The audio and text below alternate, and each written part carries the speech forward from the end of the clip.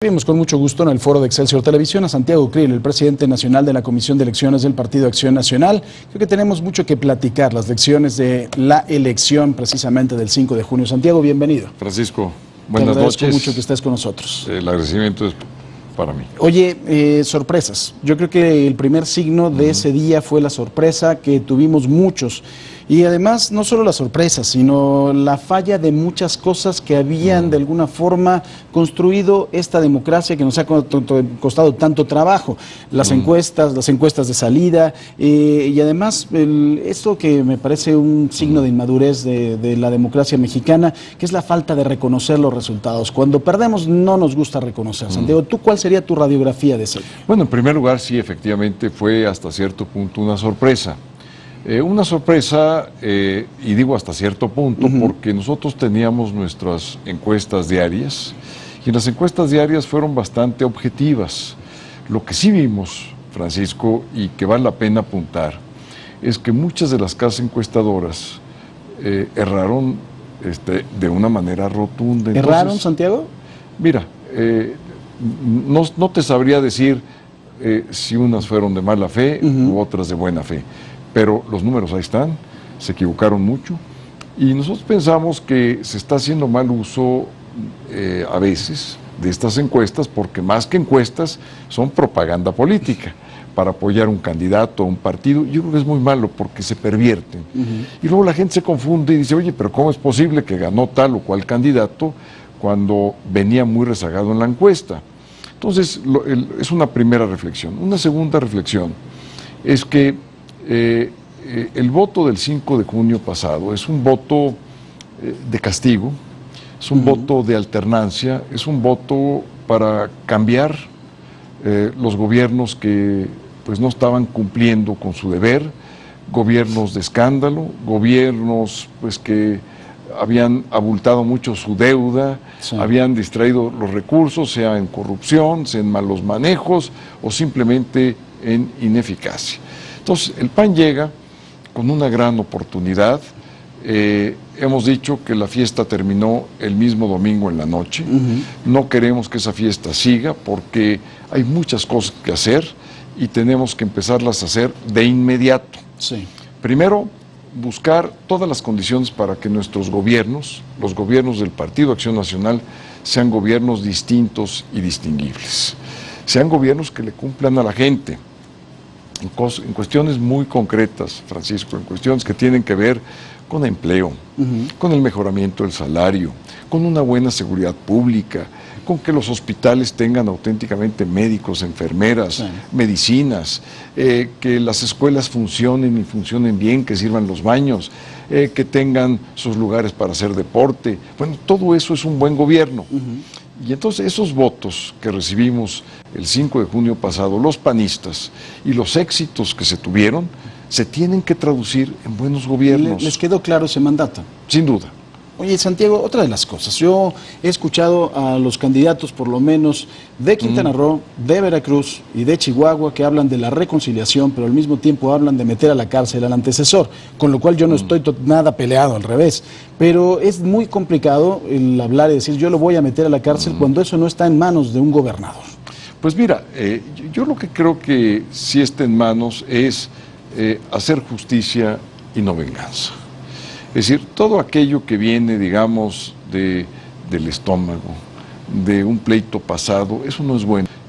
Velar por los intereses de todos, por quienes votaron, por quien es gobernador y por quienes no votaron.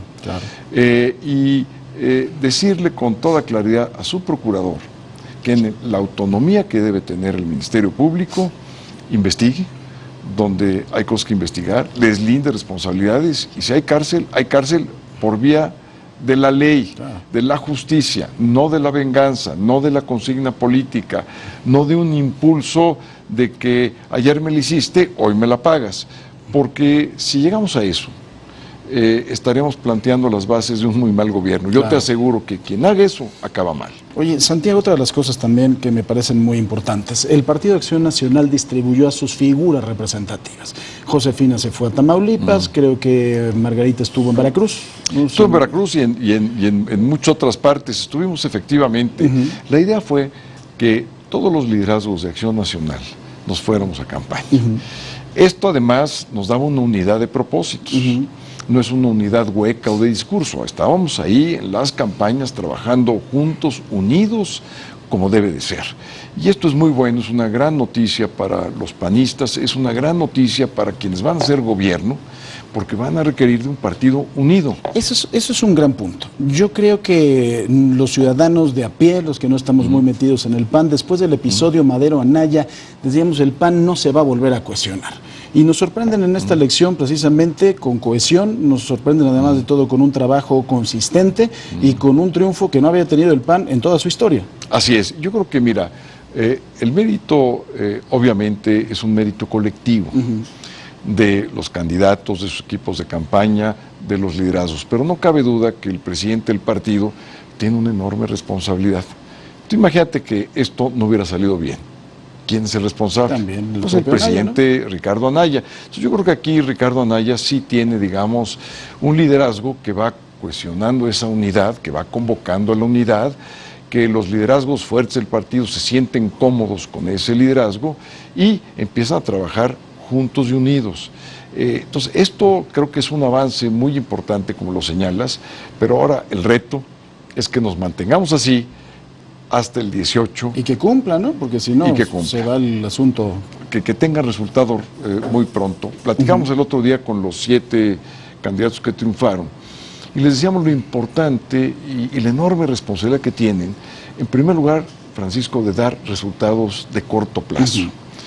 Constantes y sonantes. La legitimación de gestión tiene que ser muy rápida. Qué bien lo dices, eso es porque eso es lo que realmente le da solidez y es lo que nos va a permitir a los panistas seguir adelante en el 17, es decir, en el próximo año está el Estado de México, está Coahuila, está Nayarit y ahí es donde realmente tenemos pues un reto muy importante que con buenos resultados de nuestros gobiernos lo vamos a superar muy bien. Decían o dicen los analistas, decimos también, que el único candidato visible, viable para el Partido de Acción Nacional en el 2018 es Margarita Zavala.